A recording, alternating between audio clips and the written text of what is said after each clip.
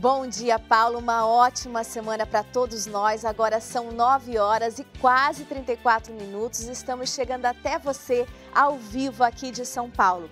Veja aí como está o tempo na capital paulista. Por aqui um dia de sol com muitas nuvens, mas pode ter chuva a partir da tarde.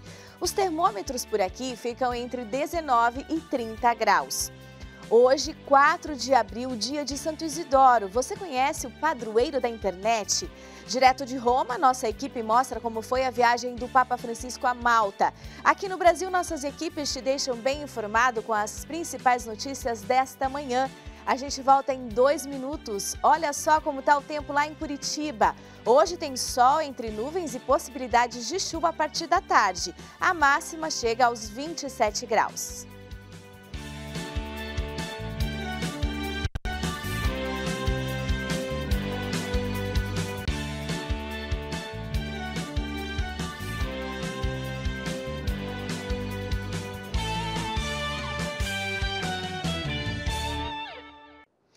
A gente começa essa edição mostrando como foi a viagem do Papa Francisco à República de Malta. Num de seus encontros com migrantes, defendeu o direito à dignidade das pessoas, afirmou que somos todos irmãos, não números, e fez um apelo por paz e fraternidade. A gente vai ao vivo agora lá para Roma, onde o Túlio Fonseca vai nos atualizar sobre essa viagem. Bom dia, Túlio, bem-vindo aqui ao Alcança Nova Notícias, edição da manhã. Obrigada, Thelita. Bom dia para você, bom dia para todos que nos acompanham. Pois é, foi uma viagem curta realizada pelo Papa Francisco, mas repleta de significado, de espiritualidade. A sua 36ª viagem apostólica foi até Malta. Ali ele se encontrou com o povo maltês, maioria cristã, 85% da população é cristã. Então foi uma viagem muito fecunda na espiritualidade. No primeiro encontro do Papa Francisco, após sua chegada no sábado de manhã, ali ele foi acolhido pelo presidente do país e se encontrou com o corpo diplomático. E ali já fez um forte apelo pela paz, sobretudo nessa realidade que o mundo hoje enfrenta, mas disse que os governantes, aqueles que são responsáveis pela humanidade, têm essa tarefa, esse trabalho de promoverem a paz e fez esse forte apelo também envolvendo a realidade dos refugiados e dos migrantes. Ainda no sábado, Adelita, o Papa Francisco realizou um encontro de oração no Santuário Nacional de Tapinu, um local muito importante para o povo maltês. Ali, após a reflexão da Palavra de Deus, o Papa Francisco também fez um discurso e convidou todos a redescobrirem a alegria do Evangelho. Também motivou todos a participarem do sínodo. Disse que a igreja maltesa, os cristãos ali, tem uma parcela muito importante para toda a igreja no mundo, então encorajou eles a viverem essa alegria do Evangelho.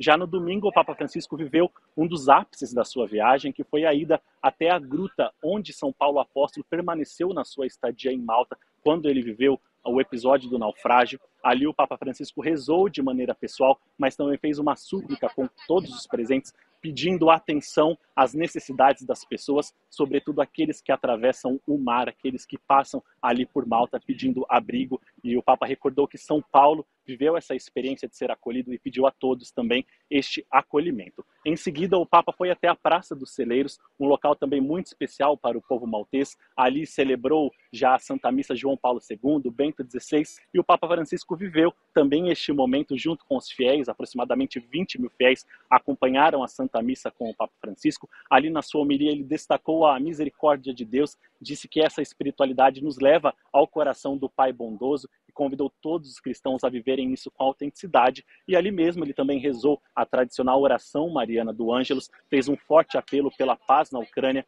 pediu para que todos rezassem pelo povo ucraniano que ainda sofre bombardeios, mas que também todos façam gestos concretos de ajuda para este povo sofredor.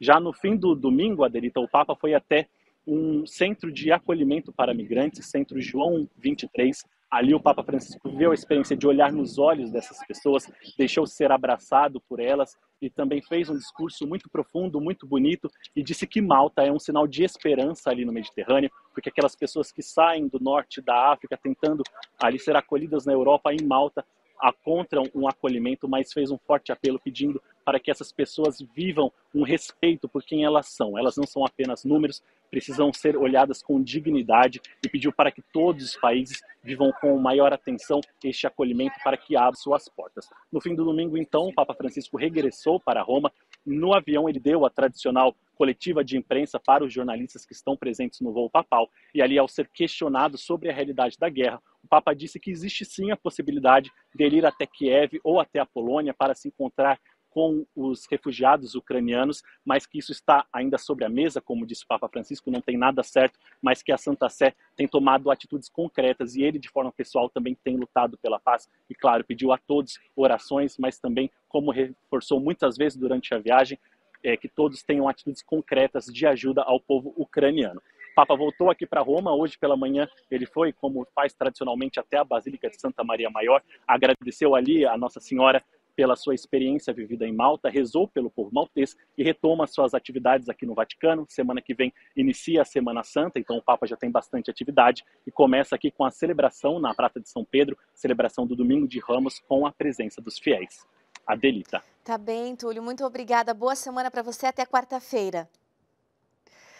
Aqui no Brasil, ou melhor, hoje a igreja celebra Santo Isidoro de Sevilha, doutor da igreja e também padroeiro da internet. Sidney Fernandes tem mais detalhes sobre a vida deste santo. Bom dia, Sidney.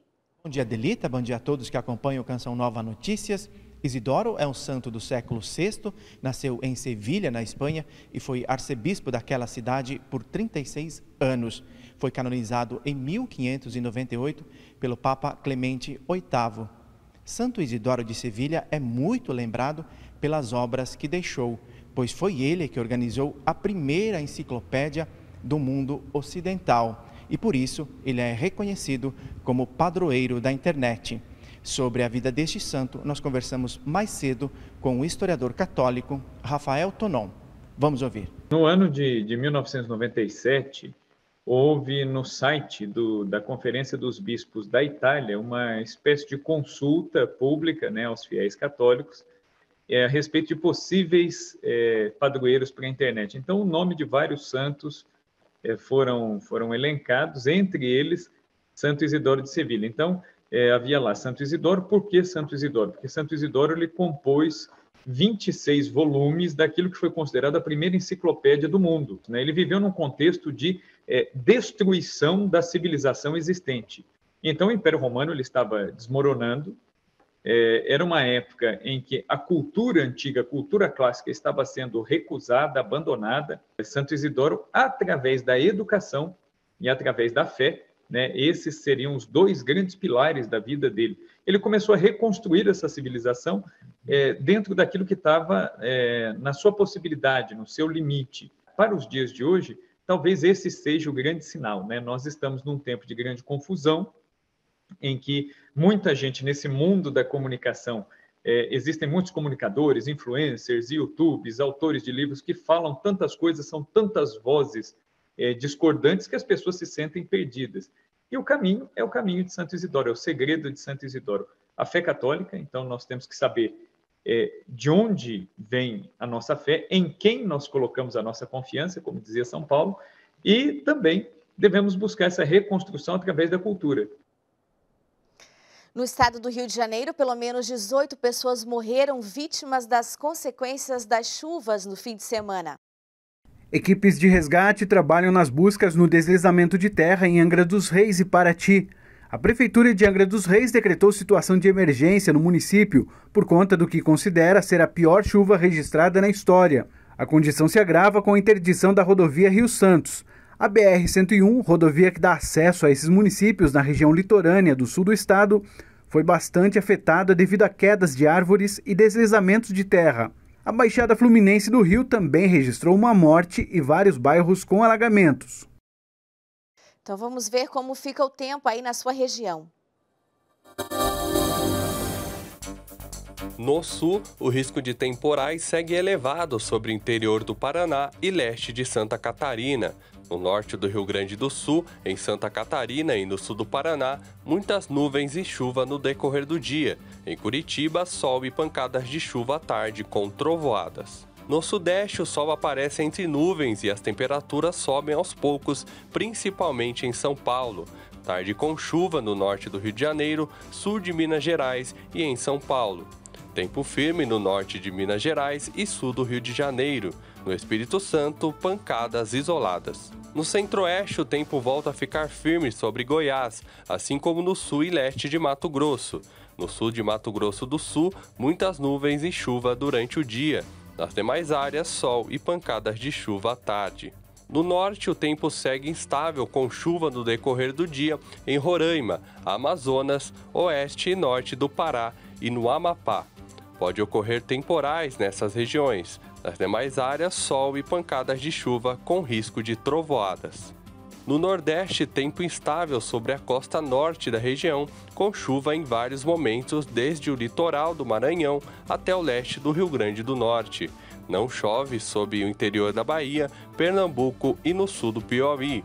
Nas demais áreas, sol e pancadas de chuva à tarde.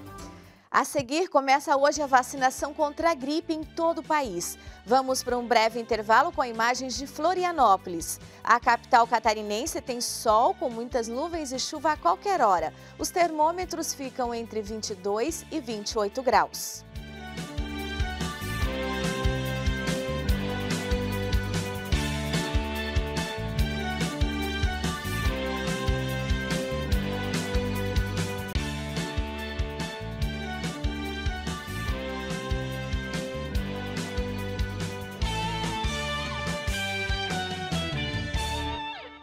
Começa hoje em todo o país a campanha de vacinação contra a gripe. A meta do Ministério da Saúde é imunizar mais de 76 milhões de pessoas.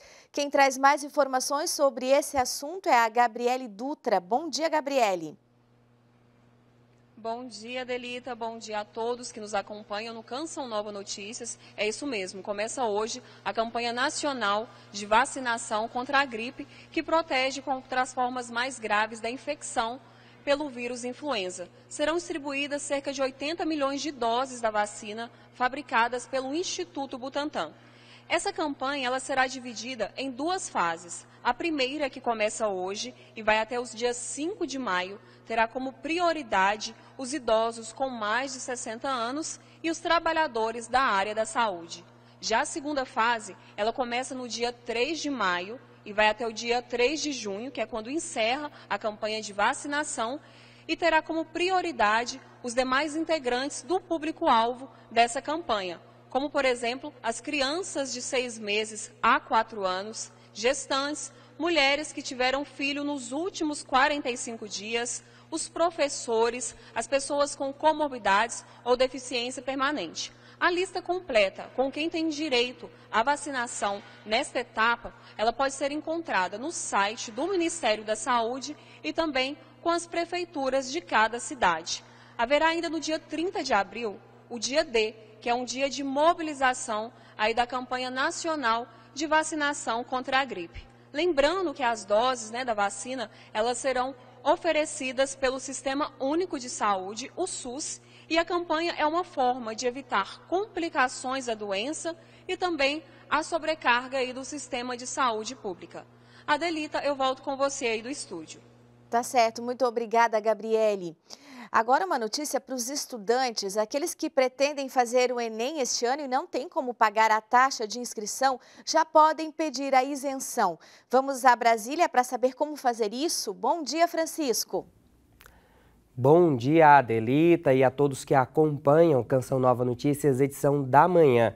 O estudante também vai poder fazer a justificativa da ausência no Enem do ano passado. Se ele solicitou a isenção da taxa de inscrição e não compareceu à prova e também não deu justificativa, pode ficar impedido de pedir novamente a isenção neste ano. As solicitações de isenções e também as justificativas podem ser feitas através do site do participante, no site enem.inep.gov.br até o dia 15 de abril. Tem direito à isenção os estudantes de baixa renda inscritos no Cadastro Único de Programas Sociais do Governo Federal, o CadÚnico. Também tem direito os estudantes que cursaram todo o ensino médio em escola pública ou privada com bolsa integral. E os motoristas de 8 estados já podem fazer a transferência de propriedade eletrônica 100% online através do aplicativo CNH Digital. A nova funcionalidade deixa de exigir o reconhecimento da assinatura em firma no cartório e passa a adotar a transferência digital, que é o ATP-VE, com assinatura eletrônica. Esse sistema substitui o documento único de transferência, o conhecido como DUT, mas apenas veículos com documento emitidos a partir do dia 4 de janeiro de 2021 podem participar dessa transferência eletrônica. Para saber se no seu estado já está disponível, basta baixar o aplicativo CNH Digital no seu smartphone e procurar por transferência eletrônica. Eu volto com você nos estúdios. Muito obrigada, Francisco. Um aluno do Colégio Salesiano de Aracaju foi um dos escolhidos para fazer parte da seleção brasileira de karatê. Ele vai disputar o Sul-Americano no Equador este mês. A seleção brasileira de karatê realizou uma importante classificação com vários atletas em todo o país. E aqui em Aracaju, o aluno João Paulo do Colégio Salesiano foi um dos escolhidos para essa categoria entre 12 e 13 anos. E ele está aqui do meu lado. João Paulo, como foi para você receber essa importante classificação? Eu fiquei muito feliz em todas as questões, porque assim, eu nunca tinha imaginado que eu conseguia chegar até esse ponto de entrar na seleção brasileira. O karatê, ele para mim é tudo. Aí eu consegui participar desse campeonato e essa vitória me trouxe muita felicidade. Eu comecei a fazer karatê por causa que eu tinha asma, por causa de coisas do coração e tudo mais. E me trouxe disciplina em questão de estudo, na escola mesmo, em tudo que é lugar. Isso traz até felicidade para minha família, porque assim, eu não dou trabalho, entre outras coisas, entendeu? Muito bem, obrigada, João Paulo. Nós ficamos por aqui. Fernanda Lima para o Canção Nova Notícias, edição da manhã. E parabéns, João. Obrigada, Fernanda. Agora vamos nas notícias internacionais. A morte de civis nos arredores de Kiev choca o mundo. Esse é o principal destaque internacional de hoje. Aumentam os pedidos por sanções mais duras. Esse é o destaque do The New York Times. Zelensky pede sanções mais duras para punir a Rússia por supostas atrocidades na Ucrânia. O presidente ucraniano condenou a indecisão dos líderes ocidentais como a União Europeia, países que permaneceram divididos sobre o possível corte de gás russo. Massacre em Bucha mostra a barbárie da guerra de Putin. A notícia está entre os destaques do El País. Ucrânia denuncia um dos maiores massacres da Europa desde a Segunda Guerra Mundial nas proximidades de Kiev, que após a partida das tropas russas enterrou mais de 300 civis. O britânico The Guardian afirma: Zelensky chama forças russas de açougueiros após valas comuns de civis serem encontradas nos arredores de Kiev. A Ucrânia acusa forças russas de cometerem crimes de guerra em Bucha, cidade a apenas 30 quilômetros da capital Kiev, depois que corpos de civis ucranianos desarmados foram encontrados em valas comuns neste domingo. E o alemão Deutsche Welle destaca: Zelensky convida Merkel para visitar Bucha. O presidente ucraniano pede à ex-líder alemã que veja com seus próprios olhos o que chamou de resultado de política de concessões feitas à Rússia nos últimos anos. Centenas de civis foram mortos no subúrbio de Kiev. A seguir, da Terra Santa, uma reflexão sobre a condenação de Jesus. A gente vai para um breve intervalo, dando uma olhadinha no céu de Campo Grande. Por lá, dia de sol com aumento de nuvens agora pela manhã e pancadas de chuva a partir da tarde. Os termômetros ficam entre 22 e 32 graus.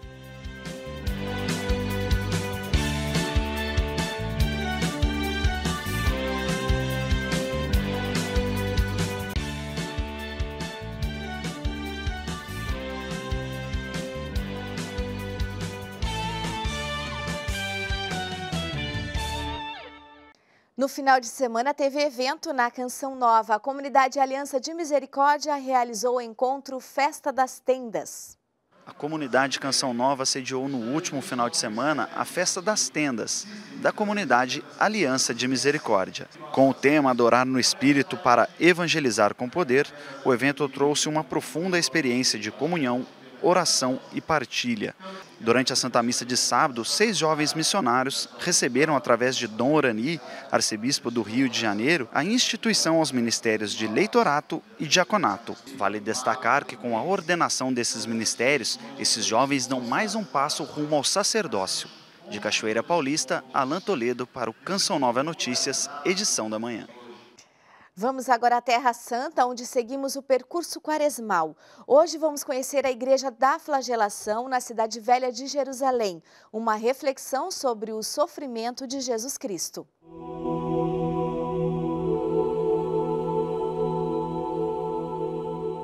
Vielas estreitas nos conduzem ao início do caminho da Via Dolorosa.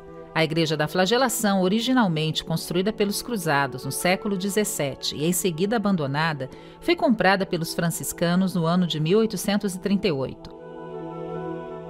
Os vitrais do artista italiano Cambelotti reproduzem as cenas do julgamento de Pilatos, a flagelação de Jesus e a libertação de Barrabás. Eu me inspirei no belo filme de Mel Gibson, principalmente na cena da flagelação. Gostei muito da sua ideia que analisava a forma como aqueles que presenciaram a flagelação experienciaram esse caminho do Cristo, ou seja, o modo como viveram aquele momento. E eu também quis fazer a mesma coisa na minha reflexão, pois eles nos ajudam a aprofundar esse mistério que nos redimiu. O sacerdote reflete ainda sobre os sofrimentos e martírios dos tempos atuais e nos indica um caminho para que a via sacra de cada dia seja vivida com esperança. Uma das coisas que me impressionou na flagelação foi meditar sobre como a Igreja, o corpo místico de Cristo, está envolvida nesse mistério da flagelação. Na minha humilde opinião, a ferida mais sangrenta da Igreja é a divisão. Se o mal é a divisão, o remédio, o antídoto, só pode ser a comunhão, ou seja, a unidade. Padre Carlo enfatiza o testemunho impresso na vida daquele que tem na paixão de Cristo uma luz para os dias difíceis e acentua as palavras de São Paulo aos Gálatas. Eu vivo, mas já não sou eu, é Cristo que vive em mim. Trago no meu corpo as marcas de Cristo. E um convite para quem está aqui na Grande São Paulo. Hoje tem a presença de Dom Carlos Lema Garcia, bispo auxiliar da Arquidiocese de São Paulo. Venha celebrar em ação de graças pelo aniversário da geradora da TV Canção Nova em São Paulo, na Catedral do Líbano, no bairro da Liberdade. Saiba mais no Instagram, @CançãoNovaSP. Ficamos por aqui hoje com imagens do Rio de Janeiro. Continue na companhia da Canção Nova e até amanhã.